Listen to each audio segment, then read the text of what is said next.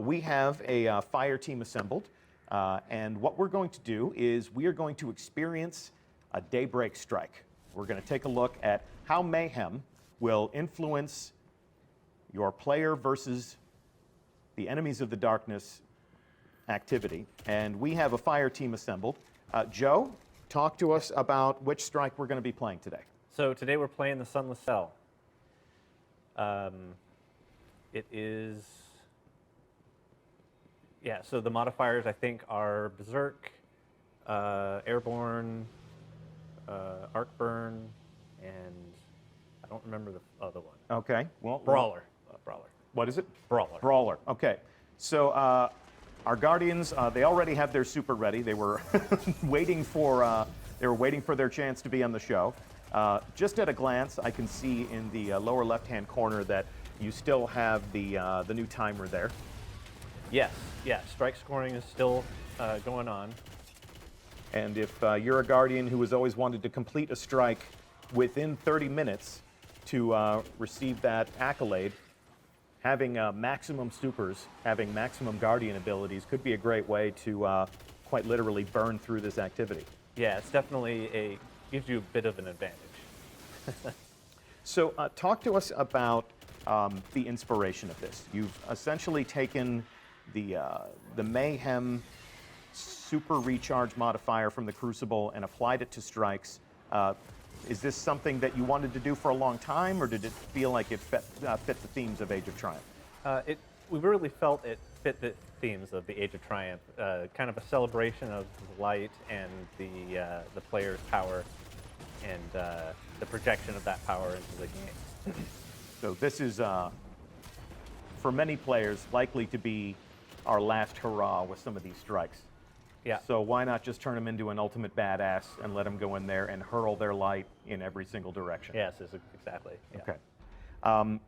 Is there anything else that you felt like you needed to change in order to compensate for that? Have you made the bad guys a little bit badder?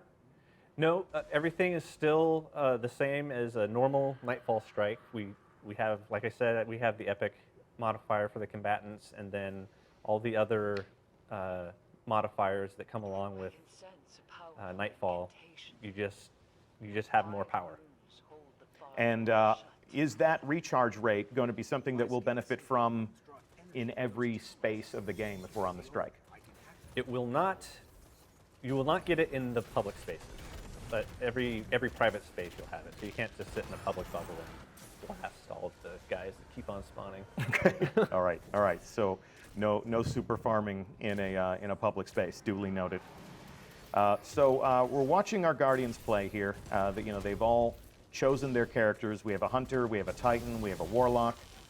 Talk to me a little bit about some of your favorite subclasses to use in a Daybreak strike. Let's swap some notes here, just on a personal level. Like which characters do you like to play now that it's super energy all over the place in the constructs of a strike? I enjoy playing a Warlock and the Stormcaller.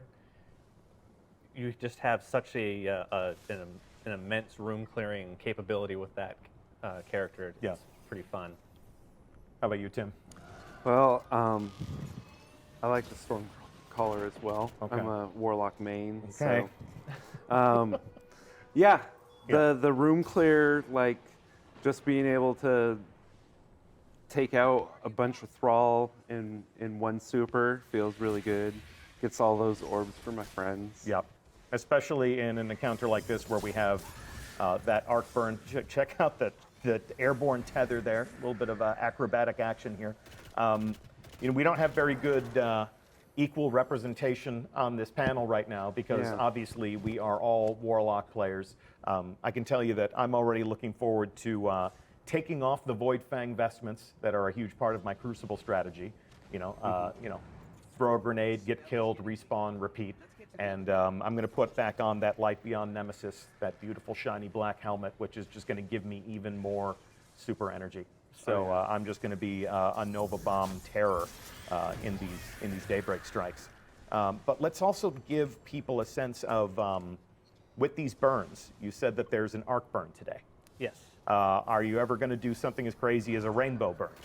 There will be some weeks that have a rainbow burn. Okay, yes. Okay. And what are some of the things that these players have done today just to configure their Guardian builds to maximize their potential with an arc burn in play? So you, a lot of times you want to pick a subclass that has an arc subclass, Like the Stormcaller. like the Stormcaller. Also, you want to put on your equipment that reduces arc damage to you, of course, so you're not getting pounded so hard by the enemies. So they are making pretty short work of this. They're moving through this pretty well. They're fighting close together, which means they can take advantage of the orbs. We're seeing a lot of tethers, and there's going to be a lot of great. What were you saying before? There's going to be a lot of great synergistic action. Right. Yeah. With strike scoring, a lot of good points come from using your supers, and if you use your super synergistically with each other, for example, tethering and then having somebody that can clear a bunch of guys quickly, like a Stormcaller, kill all the guys that are tethered, that kind of thing can increase your score. And we have an entire page in the Age of Triumph record book that is devoted to strikes. How do you anticipate that the introduction of these Daybreak strikes will help somebody complete that page and get everything that that page has to offer? Well, Daybreak strikes are how I'm going to complete that page. That page is all about getting kills with grenades and melees, getting points, finishing your Nightfall in 30 minutes. Like this, I'm really looking forward to this. It's going to be so much fun just supering all the guys. You know, we went to PlayStation Experience, and that's where we revealed the Dawning. So we showed people the return of Sparrow Racing League. We introduced strike scoring, but we never got to sit down on the streaming couch and talk at length about strike scoring. So since that's still a component of this experience, talk to me a little bit about how that work unfolded. What were the conversations on the team about adding a scored factor to the strikes? So a lot of it came out of wanting to give people an incentive to really engage with all of the combat instead of just racing through everything. And the way that we've structured the scoring, the tiers, is if you kill everything in the strike, you'll get gold. And you worked with different members of the team to make that happen. Yeah, the primary person that did that was Robbie Stevens. Okay, well, thank you, Robbie Stevens, for strike scoring. And we're glad that's still going to be a component of Daybreak strikes. So this is going to definitely change the way that people play. I know you were talking before, Tim, about the fact that when you get your super, you would save it for those moments where you really, really needed it. Yeah, I used to main Sunsinger, Okay. and it was like, well, my job is to stop the wipe from happening, right? And I feel like Daybreak is just like, no, I'm going Stormcaller. I'm gonna retrain my brain to like always be using my super, helping my friends, especially like on a strike like this where there's so many Thrall and Brawlers on. Like, Yeah. let's clear those rooms. Maximum enjoyment, yeah. And now that we're not kicking people to orbit at the end of a Nightfall anymore, there's really no reason to not just throw yourself into the action, enjoy it for all it's worth. Although, it should be said, this isn't going to be easy. We're not taking the Nightfall, and we're not making this easy mode for the Nightfall. Right, it is definitely still a Nightfall, and when I play the Daybreak strikes, I always end up overextending myself, and you just get a little bit too cocky with your powers, and you get ahead of yourself, and you can get into trouble pretty quick. So it's definitely still Nightfall. Okay, well, these guys are progressing deeper into this activity. Let's take a look at there are so many tethers. There are just so many tethers. Hey, Scott, can we spectate some of the other characters just to see how are the different supers operating. There we go, gentlemen. There's your Stormcaller, clearing that room. With the number of Thrall that are evident in this encounter, that's definitely a valuable subclass. Yeah, once you get to the boss in this one, that's super valuable. So talk to me about some of the different testing and some of the different process that you used to make sure that adding this mayhem modifier wouldn't ruin the strike. Did you decide that you know, the PvP modifier was the right way to go? You know, did you try some different approaches to this? Yeah, we messed around with the rate of recharge of everything, and we came back to the same PvP modifier value. The PvP guys did a good job of getting that balanced out, and it worked well for the strikes. So yeah, it's the same modifier. You first. And into the depths you go. Now, it should be said that it's no accident that we chose this specific strike to play. We Yes. thought, what better way to finish this reveal than to you know, feature a boss fight that would just have, there he is, I just love that. super energy ringing out in the darkness. So already they put a huge, huge dent in their boss. They're playing in close quarters, which means orbs for everybody. And this is an opportunity to show how, with every Guardian using their supers with maximum potential, maximum recharge rates, exactly how this impacts the experience at hand. Uh-oh. Oh, he's gonna, Oh, no. he's gonna Oh, no. kick your ass. But here we go. It's hammer time. I love the way the boss gets lit up by supers in this encounter. Yeah, just illuminated as this dangerous silhouette.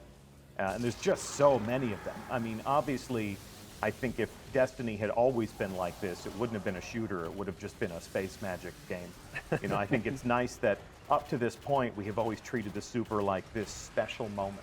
You know, where every once in a while, if your back is up against the wall, you get this ultimate expression of power. But this is a celebration, right? Yeah. Yeah, we're celebrating the Guardians.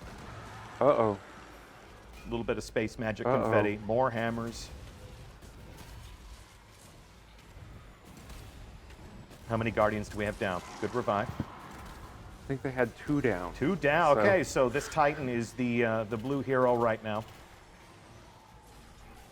See if we can get an eye on the boss and find out how much more fighting they have left to do. They're about halfway there. So still a shooter, definitely still a necessary amount of gunplay here.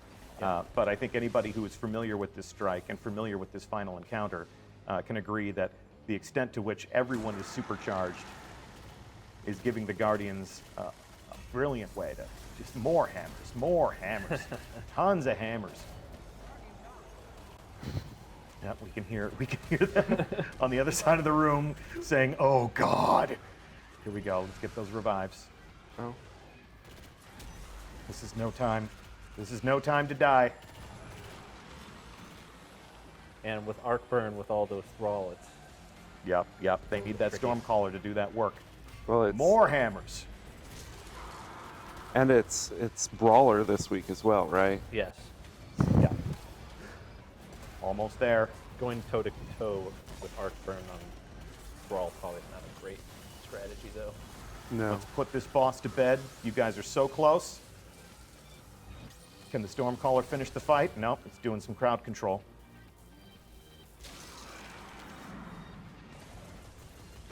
Here we go.